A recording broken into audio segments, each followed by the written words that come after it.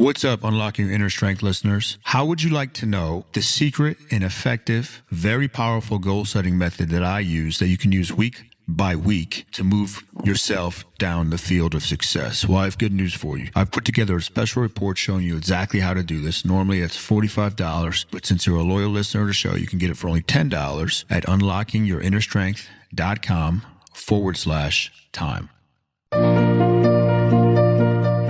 You're listening to The Inner Strength Show.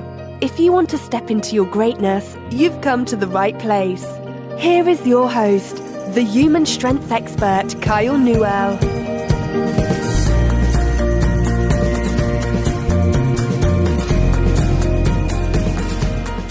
What's up, everybody? It's Kyle with another episode of Unlocking Your Inner Strength. You can find out more at newellstrength.com or kylenewell.com. This is episode number 74. Going to go over some brain set stuff, some actual brain mechanics, and then we're going to talk about intermittent fasting today. So let's hop right into it.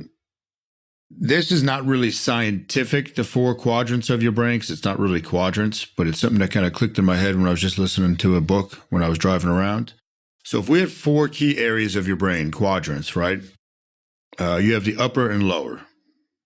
Again, this is not it's not mechanically correct, but it's going to give you some understanding into how you think and why you think the way you do. So if you had the upper and lower part, the upper part is your prefrontal cortex, the human part of your brain, okay? It's right up here. It's the gray matter. It separates us from all other species. Higher level thinking, logical, linear, goal setting, that type of stuff. Below, okay, so above and below. Below you have the amygdala, which is your brain stem, okay? That's your lizard brain. That is the area of your brain that's the oldest. It's road rage. It's based on pure survival instincts, food, sex, reproduction. That's what it wants. Hell-bent on survival. Now, it's also going to cause you to be emotional. So you have the upper and the lower. It's always a battle. We have the logical part and the emotional part, and they're always going to be going back and forth. So the key is with these two, you have to first be aware that if you're overly analytical and you're overly type A, it's going to be hard to have a lot of fun in life. Now, if you're overly emotional on a certain day or a certain time period, realize that all the thoughts you have are not going to make sense. Throw them out the window. There's going to be no rhyme or reason to them. Emotions and logic don't mix. Emotions and logic do not mix. So you have to be aware of that. Now, you also have to be aware of how to get out of a survival state when you don't need to be in one. So let's use as an example, public speaking. Most people don't like public speaking. Let's say you have to get up in front of the class and give a speech or talk about something, 15-minute talk. Now, right before you get up there, your heart's going to be going. Your brain's going to be going crazy, thinking of judgment, so that amygdala is firing. And there's a reason most people don't like public speaking, and that is because your brain, the deeper part of your brain, is very sensitive to judgment in the environments. So if I judge you the way the brain perceives this, it perceives, okay, we judge Joe, and we're going to move him to the outside of the tribe. So chance for survival goes down. Now, if we really judge Joe and kick him out of the tribe, chance for survival is going to go down dramatically. So the brain is very sensitive to judgment. So before public speaking, you have to remember this before any type of presentation. Now, if you are aware that the thoughts you're having at that time are not going to be logical, you can simply go into a pattern that you have, which is belly breathing. I did this last time I had a talk out in Arizona. Just started doing breathing. Then you can't be parasympathetic and which is the opposite of fight, flight, or freeze. The parasympathetic is rest, digest, recover.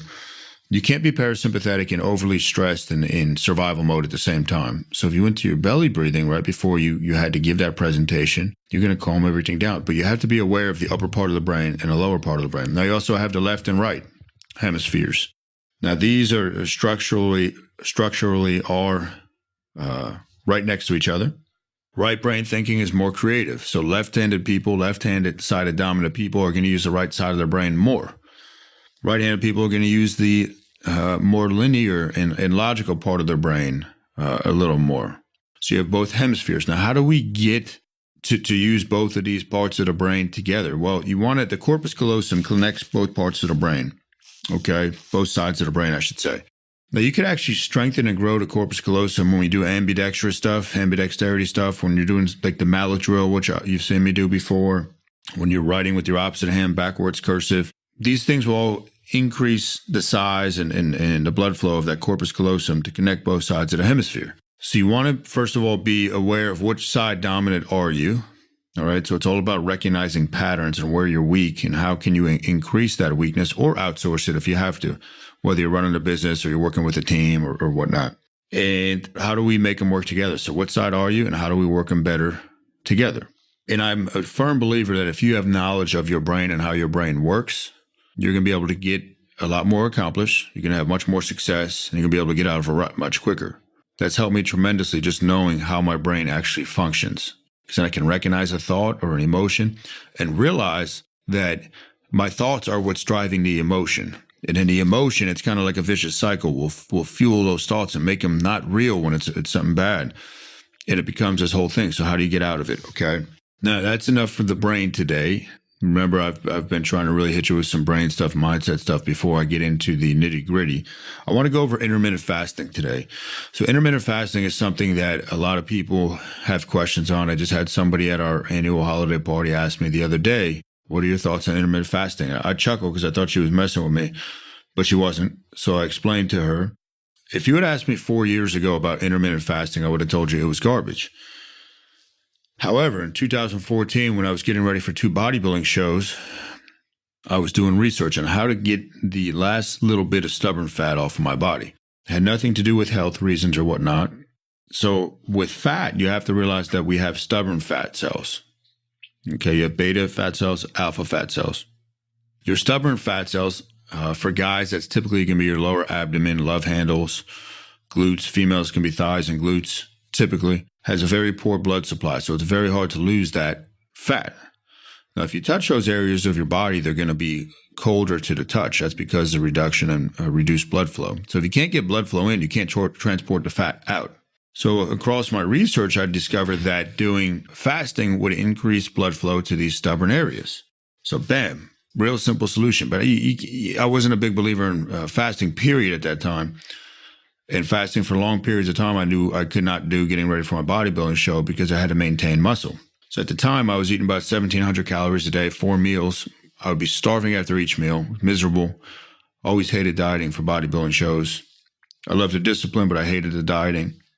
So what I did at that time was I broke those meals or combined them into 2 meals, same amount of food, 1,700 calories, and now I was eating twice a day. Now, the first benefit I noticed was that my hunger was much more manageable. Had to be something hormonal. So I was eating twice a day. And the way I was doing that, the way I would incorporate intermittent fasting into your life is, for men, you go 16 hours after your last meal at least. So if you eat at 8 o'clock at night, you're not going to eat again till noon at the earliest. Now, you could have coffee, water, and tea during that time period if you'd like. For females, let's start with 14 hours. So that'd be 8 p.m. dinner, 10 a.m. first meal at the earliest. Now, when I started digging deeper into it, I started looking at hormones because people will still try to argue with me on these points, but you can't argue with the hormones of the body. This is not my opinion. This is factual scientific evidence. And again, if you had asked me 4 or 5 years ago, I would have told you this was garbage. What's up, Unlocking Your Inner Strength listeners? How would you like to know the secret and effective, very powerful goal-setting method that I use that you can use week by week to move yourself down the field of success? Well, I have good news for you. I've put together a special report showing you exactly how to do this. Normally, it's $45, but since you're a loyal listener to the show, you can get it for only $10 at unlockingyourinnerstrength.com/time. Now, when you wake up, a hormone called cortisol, which you've probably heard of before, one of the main stress hormones in the body, is peaking. It's rising. And that's what actually wakes you up. It starts to gradually rise. And when you wake up, if you wake up naturally, it's cortisol that's woken you up. Now, most people wake up, shower, do whatever they have to do, and then they eat a breakfast, a typical breakfast. And the typical American breakfast is loaded with carbohydrates, simple carbohydrates, devoid of protein and fat, for the most part. So when you eat, insulin goes up. This is called a fishing effect. Cortisol comes back down. If insulin is up, you cannot lose body fat. Insulin is the most anabolic storage hormone in the body, meaning it's going to really help you pack on fat. Now, The brain benefit is if cortisol is high, we're going to have more brain alertness. High in a way that we want it, not from stress, from manipulating it through our diet. It's going to make us much more alert. So I love that beginning part of the day to get a lot of things done, high focus stuff. Now you notice after you eat sometimes, you'll get tired and groggy shortly thereafter. We don't want that. Okay. So another thing intermittent fasting is going to do is it's going to increase your insulin sensitivity, which means when you eat any type of food really, but let's say there's carbs in your meal, right? If your insulin sensitivity is increased, you're going to have to produce less insulin to clear that glucose from the body, from the bloodstream. So that's another health benefit of intermittent fasting. Your digestive enzymes will turn back on. Stress depletes hydrochloric acid, and part of that is just putting too much junk in our body too often, too frequently. It might not even be junk, but if you're eating 6 times a day, you're never giving your gut a break. It's always working. Remember, parasympathetic means rest, digest, recover. Rest and digestion have to go together. You can't always make this gut of yours be working because we want to reduce inflammation. Intermittent fasting accomplishes that. You'll also notice, along with the increased hormones of alertness like cortisol and whatnot, and adrenaline, noradrenaline, you're also going to get a different type of benefit, which is harder to explain, but roughly 80% of your neurotransmitters are located in your gut. 95% of serotonin production is located in your gut. A large part of your immune system is located in the gut. So intermittent fasting is beneficial for all of these things by giving the gut a break. So those are the health benefits, let's say, of intermittent fasting. Now, over time, what you're going to see, this is not a diet. This is something that you can stick with forever. Okay? So we got to look at brain science. Your brain will only form habits around things that it finds pleasurable to do. Most people hate dieting. It's a very finite thing. Intermittent fasting, as I said, I've been doing it now 3.5 years straight. Feel great on it. Body has changed dramatically. So when I would compete in bodybuilding in the off season, I would walk around, let's say 15, 16, 17% body fat. Now, comfortably, without any effort really on my end as far as nutrition. I mean, I have my nutritional habits, which I'll tell you in a second, maintain roughly 12% body fat. Muscle mass has continued to go up in that time period. And the reason this is happening, each day it's a compounding effect. If I let cortisol rise, now what's going to come up with that? It's going to spike naturally is growth hormone. Natural growth hormone is about 8 to 9 times more powerful than synthetic growth hormone, which a lot of bodybuilders will use and whatnot. So it's very powerful stuff as far as changing your body, helping to heal injuries, so reducing inflammation, helping to lose body fat. Growth hormone is profound at immobilizing body fat and helping us use that as energy. So the way I incorporate intermittent fasting, again, I do at least 16 hours. It's almost 11 o'clock right now as I'm recording this. I'll eat around 2 o'clock, let's say. And then I'll eat again tonight around 9:30 or 10. And I'll repeat it tomorrow. Females, again, start with 14 hours. Now, my first meal is typically, because again, I'm focused on brain function, it's typically protein and fat dominant. So I'll have about 6 cage-free whole eggs when I go up, maybe some ground turkey with that, and I'll have a protein shake with raw milk and some fish oil. Now, tonight when I get home, I'll have a grass-fed beef, organic burger. I'll put it on naan bread. I'll eat some French fries that I bake in the oven. And I'll have some broccoli with hummus. Very simple. I might do a shake there too. Everybody's been telling me my arms are getting smaller, so I might have to increase my protein intake a little bit. But that's the deal with intermittent fasting. Highly effective. Throw out the myths of breakfast is the most important meal of the day. You have to eat multiple meals a day to increase your metabolism. You shouldn't eat before bed. These are all garbage, junk myths. No science to back these things up. Everything I've just told you is backed up by science.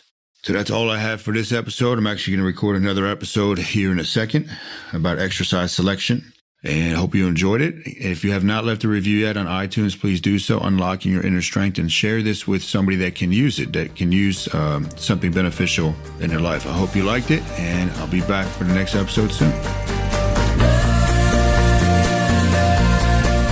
You've been listening to The Inner Strength Show. If you enjoyed the show, remember to subscribe, rate, and review us in iTunes.